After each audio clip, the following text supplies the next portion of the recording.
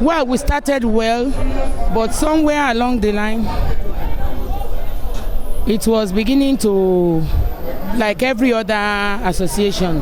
But I'm happy and delighted and overjoyed that everything is going as you can see. We are all happy to be together. Some faces I've not seen in the past 45, 50 years. So you can imagine how I feel today. I'm so happy at the turnout. Thank you very much. What advice would you have for those that are still looking forward to being part of the government college on job? What advice would you have for them? I'd advise that they get in touch with one of their own, because your secondary school mates are the very first real friends one has in life. Because in your primary school you are not set in your ways, but by the time you are in secondary school, the friends you make are the friends that you should continue to, whatever the situation may be.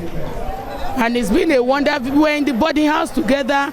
We did so many things together when we were all young, and I'm very, very happy to see everybody.